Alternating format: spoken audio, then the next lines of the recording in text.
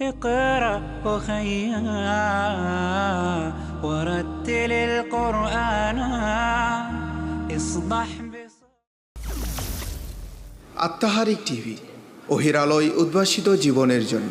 আলহামদুলিল্লাহ ওয়াসসালাতু ওয়াসসালামু আলা রাসূলিল্লাহ ওয়া বা'দ ফাআউযু বিল্লাহি মিনাশ শাইতানির রাজীম বিসমিল্লাহির রহমানির রহিম ইকরা বিসমি রাব্বিকাল্লাযী খলাক। প্রিয় দর্শক মণ্ডলী, আমি মোহাম্মদ ফয়সাল মাহমুদ, শিক্ষক আল মারকাজুল ইসলামী আস-সালাফি নওদাপাড়া রাজশাহী। আত্মাহারিক টিভির পরিবেশনায় অনলাইন মাদ্রাসার মিজান কোর্সে তোমাদেরকে স্বাগত জানাচ্ছি। বর্তমান পরিস্থিতি তথা বিশ্বের করোনা ভাইরাসের যে থাবা, সে থাবাতে বিশ্বের সমস্ত মানুষ যখন ঘরকুনো হয়েছে, মানুষের সময় অপচয় হচ্ছে, আত্মাহারিক টিভি ঠিক অনুরূপ সময় এবং যুগ উপযোগী বিভিন্ন মাসলা মাসাইল দিন শেখার ব্যবস্থা করেছে। সাথে সাথে আমাদের আজকের যে পরিবেশনা, আমরা পূর্বেই বলেছি, মিজান কোর্স তথা আরবি গ্রামার শিক্ষার একটা আসর। এ আসরে আমরা যারা ছাত্র, শুধু মাদ্রাসার নই, মাদ্রাসা বা জেনারেল স্টুডেন্ট যারা আছি, আমরা স্বাভাবিকভাবে সাধারণভাবে স্কুল, কলেজ বা মাদ্রাসা বা বিশ্ববিদ্যালয় যে কোনো ক্লাসের মানুষ যারা আরবির গ্রামার সম্পর্কে, আরবির নিয়ম নীতি সম্পর্কে যাদের সাধারণ জ্ঞান নেই বা বেজ বা এবিসি তুলনামূলকভাবে কম, তারা কিন্তু আমরা এই ক্লাস থেকে উপকৃত হব ইনশাআল্লাহ। শিক্ষার্থী বন্ধুরা, আমরা মুসলিম, আর মুসলিম হিসাবে আমাদের পার্থিব জগতের যাবতীয় কিছু তথা বিধিবিধান, হালাল হারাম, বৈধ অবৈধ সার্বিক বিষয়গুলো আমাদের যে মহান বাণী অর্থাৎ আল্লাহ সুবহানাহু ওয়া তাআলার পবিত্র বাণী, যেটাকে আমরা কুরআনুল কারীম বলি, এবং রাসূল মুহাম্মদ সাল্লাল্লাহু আলাইহি ওয়াসাল্লামের মুখ নিঃসৃত বাণী তথা হাদিস, যেটাকে আরও বিস্তৃতভাবে আমরা বলতে পারি রাসূল সাল্লাল্লাহু আলাইহি ওয়াসাল্লামের কথা, কাজ এবং মৌন সম্মতি, এ ত্রিসমন্বয়েই মোটামুটিভাবে হাদিস বলা চলে। সেক্ষেত্রে রাসূল সাল্লাল্লাহু আলাইহি ওয়াসাল্লামের হাদিস এবং কুরআনুল কারীমকে বোঝার জন্য, আমার পার্থিব জগৎকে পরিচালনার জন্য, পার্থিব জগৎকে সুচারুরূপে পরিচালনার জন্য এবং পরকালীন জীবনটাকে সুন্দর এবং সাবলীলভাবে জান্নাত পিয়াসী করে তোলার জন্যে আমাদের অবশ্যই কোরআন এবং হাদিস থেকে বিভিন্ন মাসলা মাসাইল শেখা, জানা এবং বোঝা, সাথে সাথে সেটা বাস্তবায়ন করাটা বেশ জরুরি একজন মুসলিম হিসাবে। সেক্ষেত্রে আমাদের অবশ্যই অনারব হিসাবে, অর্থাৎ আরবি ভাষাভাষী নই এরকম মানুষ কিন্তু আমরা। তাহলে আরবি ভাষার যে কোরআন, আরবি ভাষার যে রাসূল সাল্লাল্লাহু আলাইহি ওয়াসাল্লামের বাণী হাদিস, এ দুটি বোঝার জন্যে আমাদের কিন্তু প্রত্যেক ভাষায় যেরকম গ্রামার বা ব্যাকরণ বা আরবিতে বলে কাওয়ায়েদ রয়েছে, ঠিক অনুরূপভাবে আরবিরও কিন্তু কিছু নিয়ম নীতি অবশ্যই রয়েছে। তো আরবি ভাষাকে যদি শিখতে চাই, কোরআন এবং হাদিসকে শিখতে চাই, তাহলে আমাদের কিন্তু অবশ্যই কিছু নিয়ম নীতি এবং নিয়ম কানুন সমন্বিত পাঠ্যপুস্তক অধ্যয়ন করতে হবে। তো আমরা সহজ এবং সাবলীল ভাষায় চেষ্টা করব। আরবি ভাষার আমরা প্রথমে লিখেছি আরবি ভাষা, এখানে দুইটি অংশ নিয়ে এসেছি, সেটা হচ্ছে মিজান এবং নাহু। তো আমরা ধারাবাহিকভাবে ইনশাআল্লাহ বন্ধুরা ধারাবাহিকভাবে মিজানের আলোচনাটা করব, তারপরে নাহুর পরবর্তীতে আল্লাহ সুবহানাহু ওয়া তাআলা সুযোগ দিলে আমরা সে বিষয়টি আলোচনা করব ইনশাআল্লাহ। তো আলহামদুলিল্লাহ বন্ধুরা, আমরা এখানে দেখতে পাচ্ছি প্রথম ক্লাস মিজান এখানে দিয়েছি এবং সাথে সাথে আরবি ভাষার বিষয়টিও আমরা উল্লেখ করেছি।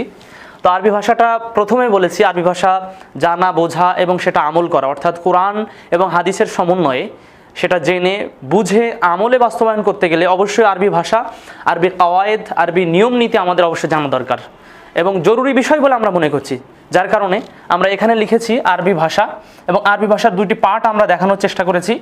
সেখানে একটা মিজান এবং নাহু।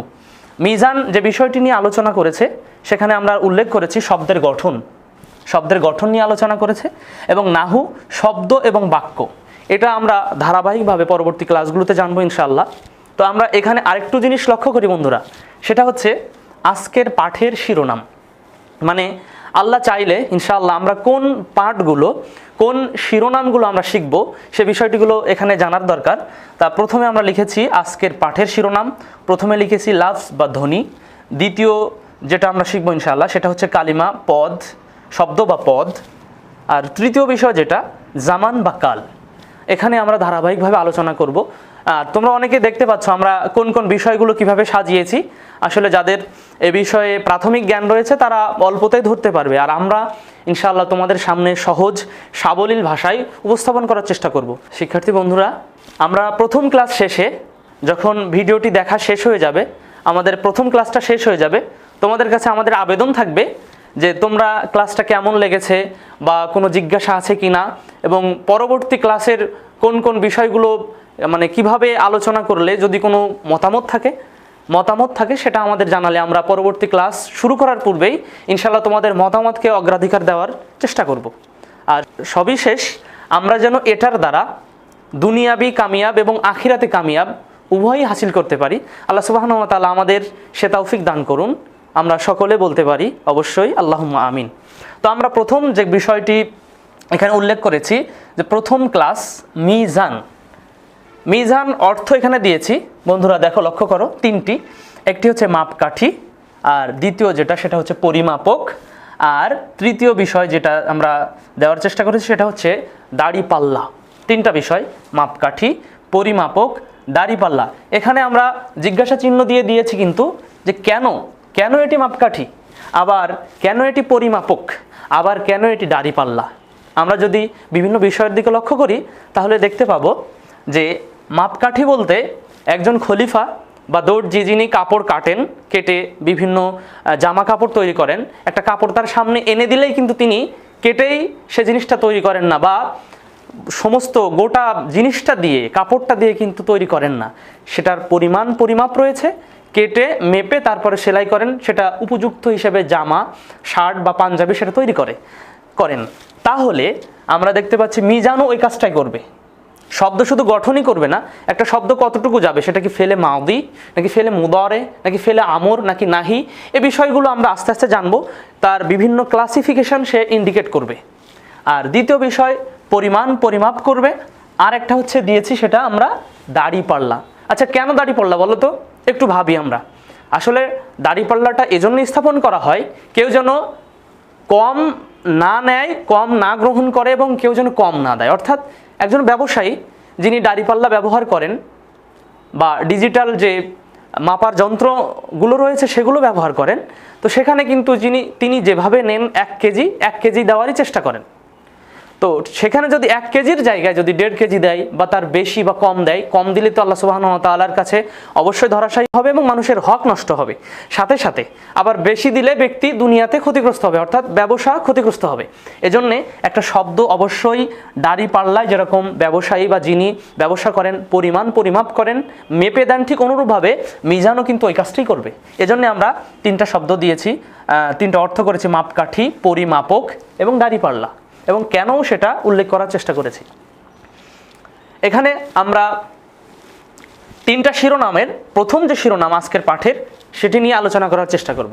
বন্ধুরা অবশ্যই আমাদের কিন্তু মনোযোগী হতে হবে, কারণ গ্রামার বা ব্যাকরণ বা কাওয়ায়েদের ক্লাসগুলো একটু মনোযোগী হলে মানে সাহসাই আমরা অল্প সময়ের মধ্যে শিখতে পারবো ইনশাআল্লাহ।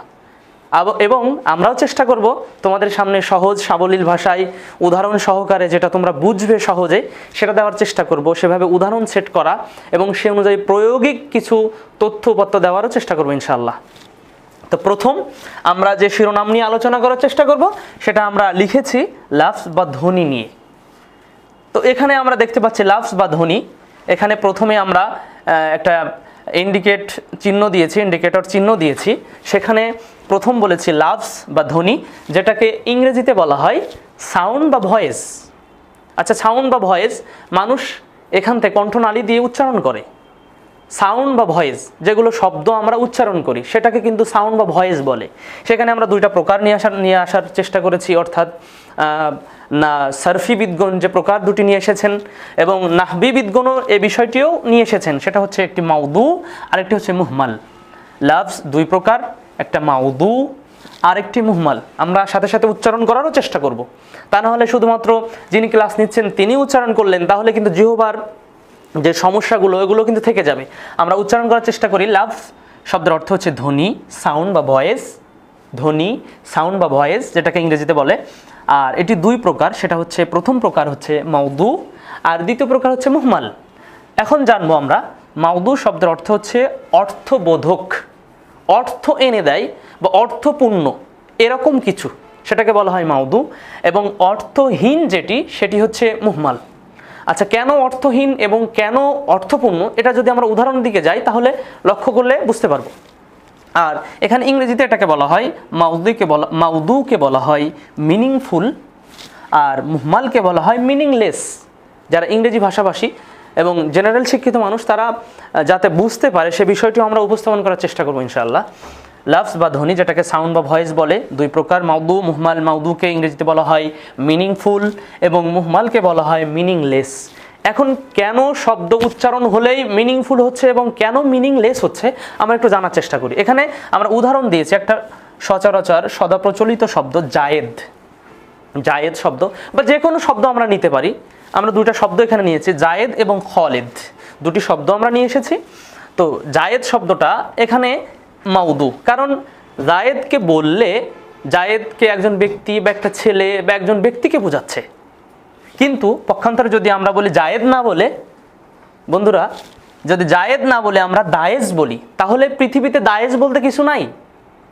কারণ দায়েজ বলতে কোনো ব্যক্তিরও নাম না, কোনো বালক বা ছেলের নামও না। এটা অর্থহীন, যদিও মানুষ বা তুমি আমরা উচ্চারণ করছি, কিন্তু জায়েদ বললে যে একটা অবয়ব বোঝাচ্ছিল, একটা মানুষের শেপ বা আকৃতি বা সূরা বোঝাচ্ছিল, কিন্তু সেটা কিন্তু তা হচ্ছে না দায়েজ শব্দ দিয়ে। এখানে আমরা উদাহরণ লিখেছি। এবং দ্বিতীয় যে শব্দটা নিয়ে এসেছি সেটা হচ্ছে খালিদ। খালিদ লিখেছি, এটা অর্থপূর্ণ। খালিদ বললে একজন ব্যক্তিকে বোঝাচ্ছে, একটা ছেলে হতে পারে, একজন ব্যক্তি হতে পারে, কারো পিতা হতে পারে, কারো ভাই হতে পারে। ঠিক অনুরূপভাবে যদি খালিদ না বলে লাখেদ বলি তাহলে কেমন হয়? লাখেদ যদি বলি, ইন্নালিল্লাহ, না, লাখেদ বললে পৃথিবীতে কোনো কিছু বোঝাচ্ছে না, তাহলে এটা কিন্তু অবশ্যই মিনিংলেস হচ্ছে, মুহমাল হচ্ছে। তাহলে দুটি শব্দ, এভাবে প্রত্যেকটা শব্দ যেটার অর্থ রয়েছে এবং বাক্যে ব্যবহৃত হয়ে সেটার ফায়দা দেয় এবং সেটা বাক্যের একটা অংশও বটে, এভাবে এই বিষয়গুলোর সমন্বয়েই যেটার অর্থ রয়েছে এক কথায় সেটাই মাউদু, এবং অর্থ যেটার নেই বা যেটা কাজে লাগে না, যে শব্দটা এমনিতেই মানুষ সাউন্ড উচ্চারণ করলেই কিন্তু সেটা লাভজ হবে না বা সাউন্ড বা ভয়েস হবে না, ঠিক অনুরূপভাবে শব্দটা যদি প্রচলিত থাকে এবং যদি উপকারী শব্দ হয়, যেটার বিদ্যমানতা রয়েছে, পৃথিবীতে রয়েছে, সেটা হবে মাউদু, এবং যেটা অস্তিত্বহীন বা অর্থহীন শব্দ সেটা হচ্ছে মুহমাল। আর এই দুটি বিষয় মাউদু এবং মুহমাল আমরা এখানে লিখেছি আরবি ভাষা, সেখানে মিজান এবং নাহু দুটাতেই প্রথম দিকের আলোচনায় এসে যায় এবং এই দুটাই প্রয়োজন হয়ে পড়ে। তো আমরা প্রথম প্রকারটি জেনে নিলাম। তো তোমরা অনুধাবন করার চেষ্টা করেছো। লাভস, যেটাকে বলা হয় ধ্বনি, সাউন্ড বা ভয়েস, এটা দুই প্রকার। একটা হচ্ছে মাউদু, যেটাকে বলা হয় মিনিংফুল, আর একটা হচ্ছে মুহমাল, এটা হচ্ছে মিনিংলেস, অর্থহীন। আমরা উদাহরণ দেওয়ারও চেষ্টা করেছি। আশা করি প্রথম অংশটি আমরা সবাই বুঝেছি। আল্লাহ সুবহানাহু ওয়া তাআলার কাছে অবশ্যই দোয়া করি, রব্বি জিদনি ইলমা, সাথে সাথে আল্লাহ আমাদের জ্ঞান বাড়িয়ে দিন। প্রভু হে রব, আমাদের জ্ঞান বাড়িয়ে দিন এবং বুঝ শক্তিটা যথার্থ দিন, আল্লাহুম্মা আমিন। দ্বিতীয় বিষয় যেটা আমরা এখানে শিরোনামে উপস্থাপন করেছিলাম সেটা হচ্ছে কালিমা, শব্দ বা পদ। কালিমা উচ্চারণ করি আমরা কালিমা, শব্দ বা পদ। কালিমা শব্দের অর্থ শব্দ বা পদ। এখানে আমরা জেনে নিই, এখানে একটা ডায়াগ্রাম দিয়েছি, জাদওয়াল। কালিমা, শব্দ বা পদ, যেটাকে ইংরেজিতে বলা হয় ওয়ার্ড বা পার্টস অফ স্পিচ। শব্দ বা পদ, আর ইংরেজিতে যেটাকে বলা হয় ওয়ার্ড বা পার্টস অফ স্পিচ। আমরা যদি শব্দ বা পদকে বাংলার দিকে লক্ষ্য করি তাহলে বাক্যে ব্যবহৃত প্রত্যেকটি অর্থবোধক শব্দই হচ্ছে কালিমা বা পদ। প্রত্যেকটি অর্থবোধক শব্দ যেটি বাংলা বাক্যে ব্যবহৃত হয়েছে সেটাকে পদ বলে। আবার যদি বলি যেটা কালিমা, অর্থপূর্ণ প্রত্যেক শব্দকে কালিমা বলা হয়। আর সাথে সাথে ইংরেজির দিকে যদি লক্ষ্য করি তাহলে আমরা পেয়ে যাই যেটা, সেটা হচ্ছে সেন্টেন্সে ব্যবহৃত প্রত্যেকটি ওয়ার্ডকে পার্টস অফ স্পিচ বলে। তো আমরা জেনে নিলাম কালিমা, এটার বাংলা অর্থ হচ্ছে শব্দ বা পদ, আর যেটির ইংরেজি অর্থ হচ্ছে ওয়ার্ড বা পার্টস অফ স্পিচ। এখানে কালিমার তিনটা প্রকার আমরা নিয়ে এসেছি, তোমরা লক্ষ্য করছো, অনেকেই জানো। তার প্রথম প্রকার হচ্ছে ইসেম, ফেল এবং হার্ফ। আমার সাথে অবশ্যই উচ্চারণ করতে হবে, ইসেম, ফেল, হার্ফ। কালিমা তিন প্রকার, ইসেম, ফেল, হার্ফ। ইসেম, উচ্চারণ করো, ইসেম, ফেল, হার্ফ। এখানে আমরা অর্থগুলোও নিয়ে এসেছি। ইসেম শব্দের অর্থ হচ্ছে নাম বা বিশেষ্য, নাম বা বিশেষ্য। ইসেম শব্দের অর্থ নাম বা বিশেষ্য, কোনো কিছুর নাম হলেই ইসেম হবে। আর ফেল অর্থ ক্রিয়া এবং হার্ফ অর্থ অব্যয়। এখন ইসেম, ফেল, হার্ফ, আরবিতে কালেমা 3 প্রকার, কিন্তু বাংলার দিকে যদি আমরা লক্ষ্য করি বন্ধুরা, তাহলে বলো তো বাংলাতে পদ কয় প্রকার? বাংলাতে কত প্রকার পদ রয়েছে? হ্যাঁ, বাংলাতে কয় প্রকার? 5 প্রকার রয়েছে। বিশেষ্য, বিশেষণ, সর্বনাম, অব্যয়, ক্রিয়া। হ্যাঁ, তোমরা অনেকে জানো মাশাআল্লাহ। কিন্তু আমরা এখানে যেহেতু কালেমা বা পদ আরবিতে 3 প্রকার, ওটা বাংলায় মিল রয়েছে কেমন, বাংলাও তো পদ 5 প্রকার, সেখানে 3 প্রকারের মধ্যে 5 প্রকার কিভাবে সামঞ্জস্যতা আসে সে বিষয়টি আমরা দেখানোর চেষ্টা করেছি। তো ইসেম নাম বা বিশেষ্য, ইসেমের মধ্যে বিশেষ্য থাকবে, বিশেষণ থাকবে এবং সর্বনাম থাকবে। তাহলে পদ 5 প্রকার, তার 3টা প্রকার কিন্তু চলে যাচ্ছে ইসেমের মধ্যে। আর ফেল শব্দের অর্থ হচ্ছে ক্রিয়া, আর হার্ফ শব্দের অর্থ হচ্ছে অব্যয়। তাহলে বাংলার যে পদ 5 প্রকার, যেটা আরবিতে 3 প্রকার, সেটা কিন্তু বাংলার সাথে আরবির সমন্বয় হলো, যে আরবিতে 3 প্রকার, তবে বাংলাতে কয় প্রকার? 5 প্রকার। তো ইসেমের মধ্যে যাবে বিশেষ্য, বিশেষণ এবং সর্বনাম। আর ফেলের মধ্যে থাকবে ক্রিয়া, হার্ফের মধ্যে অব্যয়। তো এখন জেনে নেই, আমরা প্রথমের দিকেই বলেছিলাম যে যেটাকে কালেমা বলে বা পদ বলে, সেটাকে ইংরেজিতে বলা হয় পার্টস অফ স্পিচ। আমরা জেনারেল শিক্ষিত বা সাধারণ শিক্ষায় শিক্ষিত অনেক মানুষই জানি আলহামদুলিল্লাহ যে পার্টস অফ স্পিচ 8 প্রকার। তাহলে এখানে পার্টস অফ স্পিচের যে 8টা প্রকার আমরা মিল দেওয়ার চেষ্টা করব। যেভাবে বাংলাটা মেলালাম, সেখানে দেখতে পাচ্ছি নাউন রয়েছে, প্রোনাউন রয়েছে, অ্যাডজেক্টিভ রয়েছে। তাহলে ইসেমের মধ্যে যে বিষয়গুলো থাকবে পার্টস অফ স্পিচের, সেটা হচ্ছে নাউন, প্রোনাউন এবং অ্যাডজেক্টিভ। নাউন, প্রোনাউন এবং অ্যাডজেক্টিভ, এই 3 ত্রিসমন্বয়ে ইসেম, যেটাকে আমরা বিশেষ্য বলতে পারি, বিশেষণ বলতে পারি এবং সর্বনামও বলতে পারি।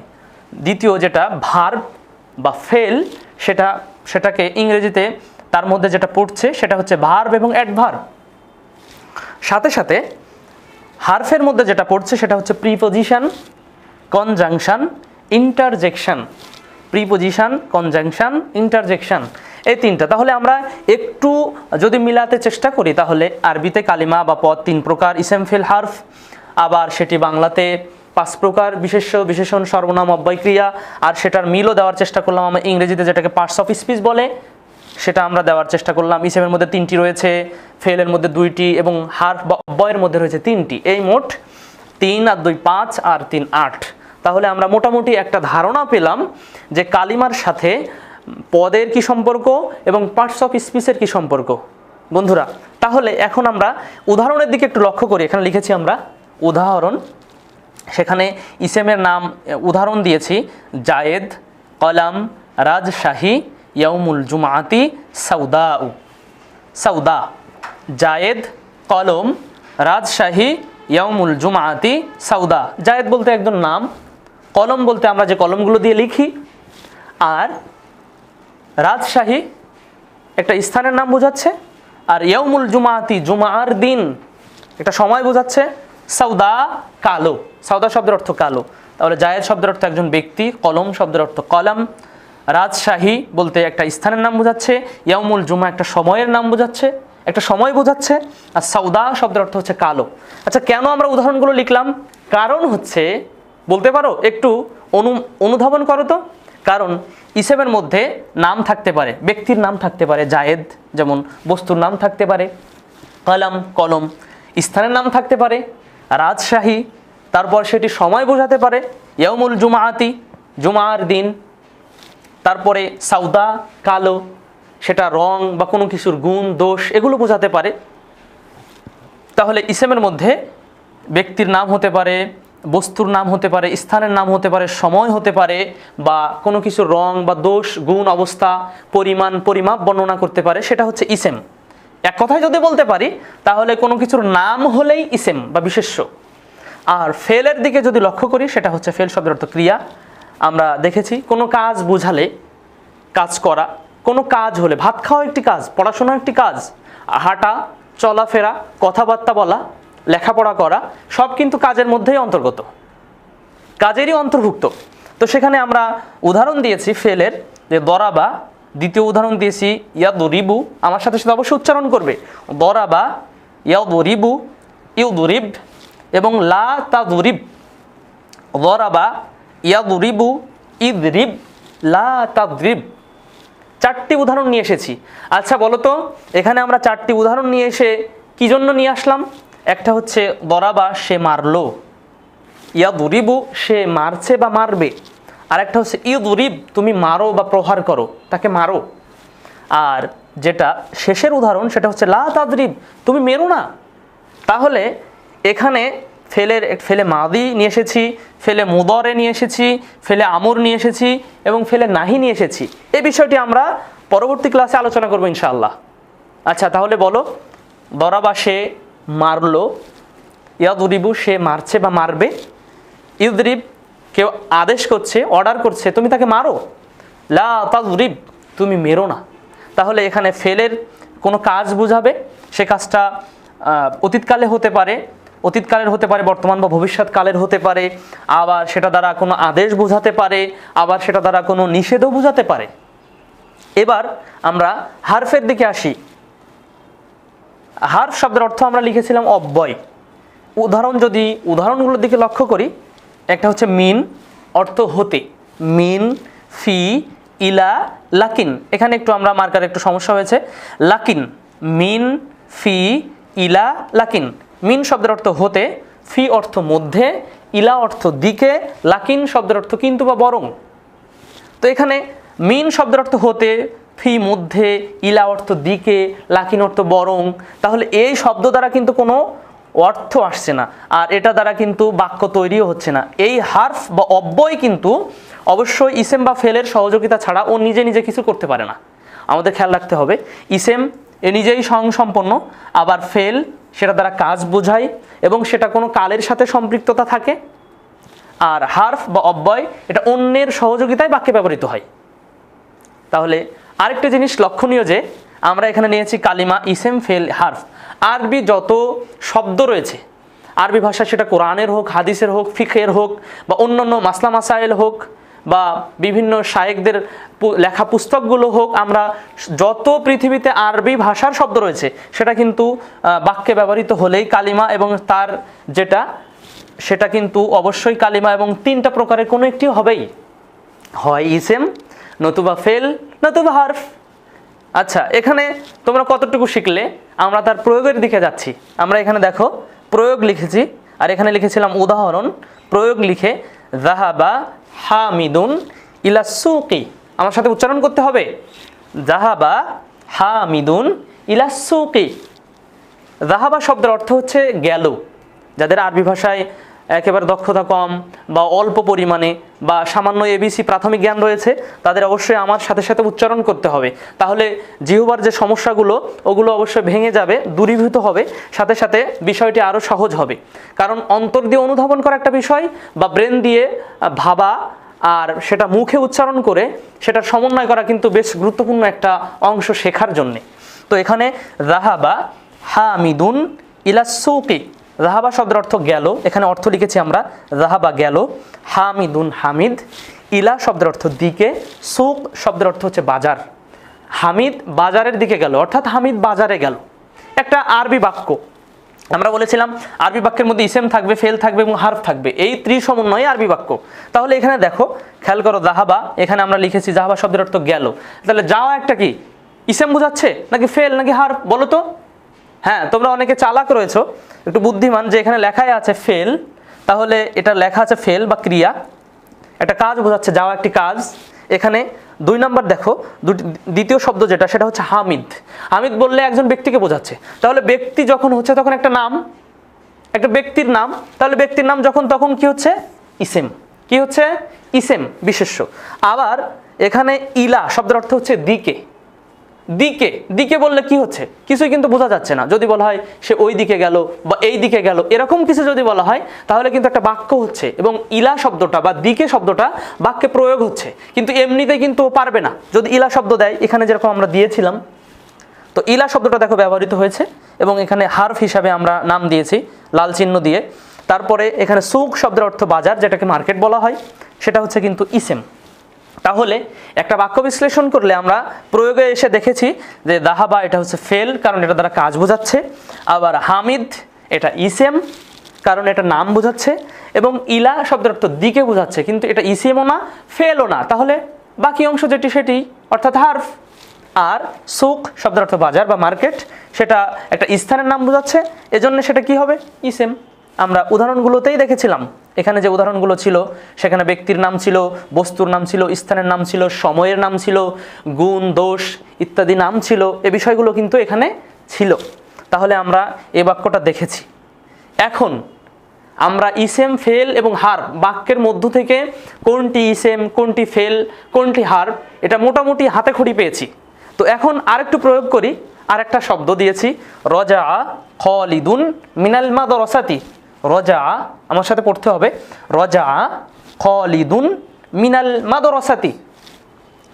এখানে রজা সে ফিরলো, খালিদুন খালিদ, মিন হতে আল মাদ্রাসা বিদ্যালয়, বিদ্যালয় বা মাদ্রাসা থেকে খালিদ ফিরে আসলো। আচ্ছা, তাহলে এই জায়গার প্রয়োগটা এখানে দেখো তো, একটু অনুধাবন করো, কে কে বলতে পারবে? রজা এটা ইসেম ফেল নাকি হার? খালিদ এটা ইসেম ফেল নাকি হার? মিন কি, মাদ্রাসা কি? রজা শব্দের অর্থ, হ্যাঁ বলো, অনুধাবন করো। আমি বলার আগে চেষ্টা করে ফেলো।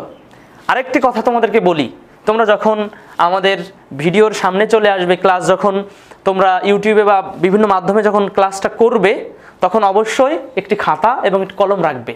কারণ তুমি সব কিছু হয়তোবা বুঝতেছো, কিন্তু সেটা যদি তোমার একটা নোট থাকে, তাহলে সেটা তোমার জীবনে অনেক ফলপ্রসূ হিসাবে অনেক সফলতা বয়ে আনবে বলে আমরা মনে করছি। এজন্য অবশ্যই খাতা কলম, এবং আমরা যে ডায়াগ্রামগুলো বা চিত্রগুলো বা জাদুয়ালগুলো লিখেছি, অবশ্যই সেটা সেভাবে লেখার চেষ্টা করবে।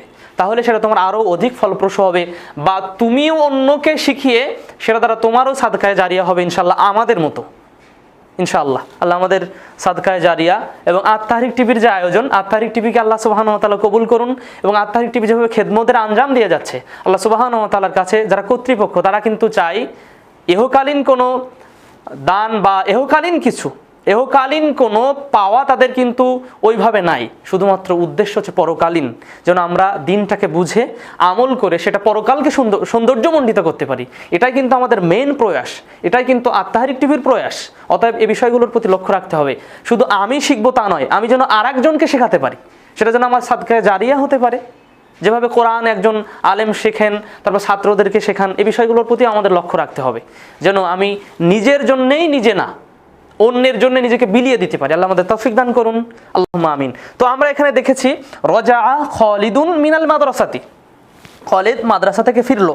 রজা ফিরলো, খালিদুন খালিদ, মিন হতে মাদ্রাসা। তাহলে রজা ফিরলো, এটা কি বুঝিয়েছে? হ্যাঁ বলো, ইসেম ফেল নাকি হারফ? হ্যাঁ বন্ধুরা বলতে হবে, কারণ আমরা শিখে এসেছি আলহামদুলিল্লাহ। তো এখানে রজা ফিরলো একটা কাজ বোঝাচ্ছে, কাজ বোঝালে কি হবে? কালিমার ফেল। আবার খালিদুন, খালিদ একজন নাম বোঝাচ্ছে, তাহলে সেটি ইসেম। আচ্ছা বলো তো, মিনটা কি? মিন অর্থ হতে। হ্যাঁ মিনটা কি? মিন অর্থ হতে। হ্যাঁ ঠিক উত্তর, হার্ফ। একটু গেজ করার, অনুধাবন করার চেষ্টা করতে হবে এবং ব্রেনে আনার চেষ্টা করতে হবে। আর শেষ শব্দ যেটি, সেটা হচ্ছে মাদ্রাসা, বিদ্যালয়, স্কুল। তাহলে এটা অনায়াসে বলতে পারি আমরা যে এটা হচ্ছে, এটিও ইসেম। তাহলে এখন আমরা মোটামুটি শিখলাম। আর তোমাদের জন্য একটা প্রয়োগের বিষয় চূড়ান্তভাবে রেখেছি, সেটা হচ্ছে দেখো, আউযু বিল্লাহি মিনাশ শাইতানির রাজিম। আউযু এখানে প্রয়োগ করতে হবে যে কোনটা ইসেম, কোনটা ফেল এবং কোনটা হারফ। আউযু আমি পানাহ চাই, বিল্লাহি আল্লাহর কাছে, মিন হতে শয়তানের কাছ থেকে, রাজিম যা বিতাড়িত, যে শয়তান বিতাড়িত। তাহলে এখানে আউযু আমি পানাহ চাই বা দ্বারা, আল্লাহর কাছে, বা এটা হচ্ছে হারফ হিসেবে থাকবে, মিন এটা আছে, শয়তান আছে, রাজিম আছে, বিতাড়িত। শয়তান বলতে শয়তানকেই আমরা বুঝি, রাজিম বিতাড়িত। তাহলে এখানে আমরা কোনটা ইসেম, কোনটা ফেল এবং কোনটা হার, তোমরা অবশ্যই খাতায় লিখবে। এবং তোমাদের আশেপাশে অনেকেই আলহামদুলিল্লাহ বিষয়গুলো জানে, তাদের কাছে এই প্রয়োগগুলো দেখাবে, তাহলে আরও উপকৃত হবে ইনশাআল্লাহ। বন্ধুরা, আমরা দ্বিতীয় অংশ নিয়ে কিন্তু আলোচনার শেষ পর্যায়ে চলে এসেছি। তারপরেও আমরা আরও একবার রিভিউ দিচ্ছি। কালিমা ইসেম ফেল হার্ফ, সবাই বলি আমরা একসাথে, কালিমা ইসেম ফেল হার্ফ। এটাকে ইংরেজিতে যদি বলতে চাই তাহলে নাউন, প্রোনাউন, অ্যাডজেক্টিভ থাকবে, এর মধ্যে বাংলার বিশেষ্য, বিশেষণ, সর্বনাম থাকবে। এখানেও আমরা দেখানোর চেষ্টা করেছি ক্রিয়া, যেটাকে ভার্ব বা অ্যাডভার্ব থাকবে, অব্যয়, প্রিপোজিশন, কনজাংশন এবং ইন্টারজেকশন, এবং সেখানে উদাহরণ দেওয়ারও চেষ্টা করেছি। এই উদাহরণগুলোর দিকে লক্ষ্য রাখতে হবে এবং কোনটা কোন দিকে বলছে, এবং ইসেমের মধ্যে কোন কোন বিষয়গুলো সংশ্লিষ্ট, কোন কোন বিষয়গুলো জড়িত, এবং ফেলের মধ্যে কোনো বিষয় না, শুধুমাত্র কাজ বুঝালেই ফেল হয়ে যাবে। আর ইসেম এবং ফেল বাদ দিলে বাকি অংশ যেটা থাকবে আরবি বাক্যে সেটা হবে অবশ্যই হার্ফ। আমরা তাহলে কালিমা সম্পর্কে আলহামদুলিল্লাহ মোটামুটি একটা ধারণা পেয়েছি। এখন বন্ধুরা আমরা আজকের ক্লাসের একেবারে প্রান্তিক পর্যায়ে চলে এসেছি। সেটা হচ্ছে 3 নম্বর যে শিরোনামটা ছিল সেটা হচ্ছে জামান বা কাল। জামান বা কাল আমরা উচ্চারণ করি জামান বা কাল, যেটাকে আমরা 3টা প্রকার আমরা দেখিয়েছি। তার প্রথম প্রকার যেটা দেখিয়েছে সেটা হচ্ছে মাউদি, আমার সাথে উচ্চারণ করতে হবে, মাউদি, হাল, মুস্তাকবিল। মাউদি, হাল, মুস্তাকবিল। জামান 3 প্রকার আরবিতে, মাউদি, হাল, মুস্তাকবিল। হ্যাঁ, কয়েকবার বলতে হবে, মাউদি, হাল, মুস্তাকবিল। তো জামান শব্দের অর্থ হচ্ছে কাল বা সময়, কারণ আমরা এই পৃথিবীতে যে কাজগুলো করি সব কি বর্তমান কালের, সব কি অতীতকালের, সব কি ভবিষ্যৎকালের? এটা কিন্তু না, কারণ কিছু কাজ সংগঠিত হয় বর্তমানকালে, আবার কিছু কাজ সংগঠিত হয় অতীতকালে, আবার কিছু কাজ সংগঠিত হয় ভবিষ্যৎকালে। তাহলে এটা দেখতে পাচ্ছি আমরা 3টা এখানে শ্রেণী রয়েছে। একটা হচ্ছে বর্তমানকালে কিছু কাজ হয়, আবার অতীতকালে কিছু কাজ হয়ে গেছে, আবার ভবিষ্যতে কিছু কাজ হবে ইনশাল্লাহ। এই কিন্তু ত্রিসমন্বয়। তো আমরাও এখানে লিখেছি আরবির সাথে মিল রেখে, যেটা সারফিগণ অর্থাৎ সরব বিশারদগণ যেটা উল্লেখ করেছেন, জামান বা কাল বা সময়, যেটাকে ইংরেজিতে বলে টেন্স। যারা সাধারণ শিক্ষিত মানুষ আমরা তারা সহজেই বুঝতে পারবো, কারণ টেন্সকে ইংরেজির মা বলা হয়। আমাদের স্যারেরা মা বলতেন, কারণ মা ছাড়া যেরকম সন্তান হয় না, ঠিক অনুরূপভাবে টেন্স ছাড়া ইংরেজি গ্রামারের ক্ষেত্রে আগানো সম্ভব হয় না। ঠিক অনুরূপভাবে জামান যেটাকে বলা হয় কাল বা সময়, হ্যাঁ জামান, আমার সাথে উচ্চারণ করতে হবে বন্ধুরা, জামান যেটাকে বলা হয় কাল বা সময়, এবং ইংরেজিতে সেটাকে বলা হয় টেন্স। আর সেটি 3টি প্রকার, মাউদি, হাল, মুস্তাকবিল। মাউদি, হাল, মুস্তাকবিল। আচ্ছা, আমি হাত দিয়ে দিলাম, বলো তো জামান কয় প্রকার? হ্যাঁ, বলার চেষ্টা করতে হবে। জামান 3 প্রকার, মাউদি, হাল, শেষেরটা মুস্তাকবিল। হ্যাঁ, মাশাআল্লাহ, অনেকেই বুঝতে পেরেছে। তো এখানে মাউদি শব্দের অর্থ হচ্ছে অতীতকাল, হাল শব্দের অর্থ হচ্ছে বর্তমানকাল, এবং মুস্তাকবিল শব্দের অর্থ হচ্ছে ভবিষ্যৎকাল। সেটাকে আমরা ইংরেজি যেটা আমরা মানে সচরাচর জানি, যেটা মাদি, সেটাকে অতীতকালকে বলা হয় পাস্ট টেন্স, এবং হালকে বলা হয় প্রেজেন্ট টেন্স, এবং মুস্তাকবিলকে ফিউচার টেন্স। তাহলে জামান, মাদি, হাল, মুস্তাকবিল। যেটা মাদি সেটা অতীতকাল, ইংরেজিতে বলা হয় পাস্ট টেন্স, এবং যেটা হাল সেটাকে বর্তমানকাল, ইংরেজিতে বলা হয় প্রেজেন্ট টেন্স, এবং মুস্তাকবিল ভবিষ্যৎকাল, সেটা ইংরেজিতে বলা হয় ফিউচার টেন্স। এটা কিন্তু আমরা জানি। তো এখানে এটা জানার কি দরকার? তো আমরা বলেছি যে যে কাজটা সংগঠিত হবে, যে ফেলটা সংগঠিত হবে, সেটার 3টা সময়ে সেটি সংগঠিত হবে, হয় বর্তমানকালে, নতুবা অতীত, নতুবা ভবিষ্যৎ। এজন্য কিন্তু আমরা এই 3 নম্বর বিষয়টা আমরা জেনেছি, জামান বা কাল, সেটা 3টা প্রকার। আরেকটু বিষয় আমাদের যেতে হবে। আমরা যে কালিমা নিয়ে আলোচনা করেছিলাম, ইসেম, ফেল, হার্ফ, ইসেমের মধ্যে কিন্তু কোনো কাল বা জামান থাকে না। কারণ খলেদ, আচ্ছা খলেদের মধ্যে খলেদ বললে কি অতীতকাল বোঝাচ্ছে, না ভবিষ্যৎকাল বোঝাচ্ছে, নাকি বর্তমানকাল বোঝাচ্ছে? হ্যাঁ, তবে খালেদের অতীত, বর্তমান, ভবিষ্যৎ আল্লাহ সুবহানাহু ওয়া তাআলা সব জানেন, এ বিষয়টা ভিন্ন। কিন্তু নাম বোঝালে কিন্তু তার মধ্যে সেই কাজটা সংগঠিত হওয়া বোঝাচ্ছে না, এবং সেই কাজটা যে নাম বুঝালে সেটা বর্তমান বা অতীত বা ভবিষ্যৎ এটা বোঝাচ্ছে না। কিন্তু যখন কোনো কাজ বোঝাচ্ছে, আমি বই পড়েছি, আমি বই পড়ছি, এবং আমি বই পড়ব, বা আমি ভাত খাচ্ছি, আমি ভাত খেয়েছি, আমি ভাত খাবো, এভাবে কিন্তু সব বিষয়গুলো বর্তমান, অতীত এবং ভবিষ্যৎ। ঠিক অনুরূপভাবে জামান, মাউদি, হাল, মুস্তাকবিল।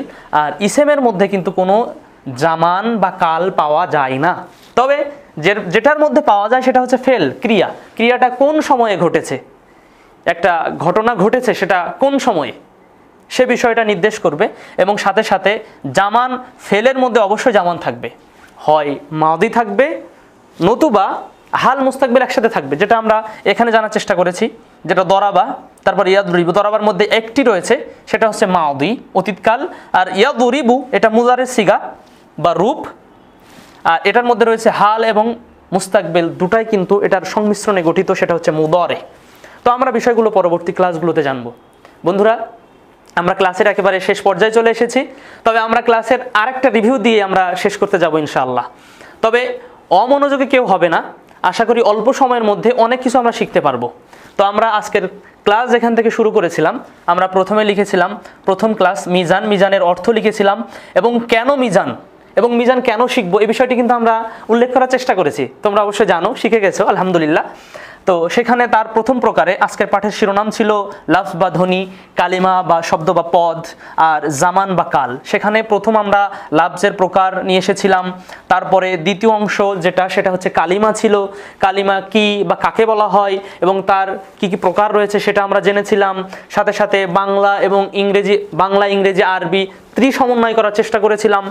আবার সেখানে কিছু উদাহরণ দিয়েছিলাম, সেগুলো চিনব কি করে, কারণ উদাহরণটা হচ্ছে বাস্তবিক বিষয় এবং প্রায়োগিক বিষয় বা প্র্যাকটিক্যালি বিষয়, সে বিষয়টা আমাদের বেশি গুরুত্ব দিতে হবে উদাহরণের দিকে। আবার তৃতীয় যে বিষয় সেটা হচ্ছে জামান বা কাল, এটা নিয়ে আমরা আলোচনা করেছি।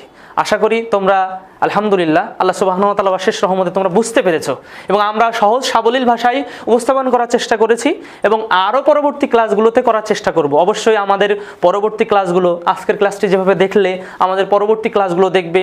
সংক্ষিপ্ত সময়ে আমরা চেষ্টা করব আরবি গ্রামারটা, আরবির নিয়ম নীতি, আরবি পড়ার নিয়ম নীতি বা আরবি কিভাবে জানতে হবে, শিখতে হবে। যেহেতু আমরা মুসলিম, সেহেতু কোরআন এবং হাদিসকে ভালোভাবে জানতে হবে, বুঝতে হবে, পড়তে হবে, আমল করতে হবে। সেক্ষেত্রে আমাদের কিন্তু অবশ্যই আল্লাহ সুবহানাহু ওয়া তাআলার ইলম সম্পর্কে যে জিজ্ঞাসা আল্লাহ করবেন এ বিষয়ে কিন্তু আমরা ধরাশায়ী হয়ে যাব। আল্লাহ সুবহানাহু ওয়া তাআলা যেন ইলম যেন আমরা সঠিক কাজে লাগাতে পারি সে তৌফিক দান করুন, আল্লাহুম্মা আমিন। সাথে সাথে আজকের ভিডিও কেমন হয়েছে বা ক্লাসটা কেমন লেগেছে অবশ্যই কমেন্ট বক্সে কমেন্ট করবে এবং কোনো প্রয়োজনীয় বিষয় ছাড়া পড়লো কিনা বা তোমাদের কোনো জিজ্ঞাসা আছে কিনা সে বিষয়টি অবশ্যই কমেন্ট বক্সে লিখবেন। বন্ধুরা, আজকের ক্লাসের শেষ পর্যায়ে চলে এসেছি। তবে রাসূল সাল্লাল্লাহু আলাইহি ওয়াসাল্লামের যেটি সুন্নাহ ছিল, যে কোনো বৈঠক বা ক্লাস বা কোনো আলোচনা, দিনই আলোচনা, সেটা যেমনই হোক না কেন, সেটা রাসূল সাল্লাল্লাহু আলাইহি ওয়াসাল্লাম একটি দোয়া দিয়ে শেষ করতেন এবং ভুলভ্রান্তি যেটা, সেটাও বরকতমণ্ডিত হবে সে দোয়ার কারণে ইনশাআল্লাহ। সেটা হচ্ছে আমরা সবাই পড়ি, সুবহানাকা আল্লাহুম্মা ওয়া বিহামদিক আশহাদু আল্লা ইলাহা ইল্লা আনতা আস্তাগফিরুকা ওয়া আতুবু ইলাইক। আসসালামু আলাইকুম ওয়া রাহমাতুল্লাহি ওয়া বারাকাতুহু।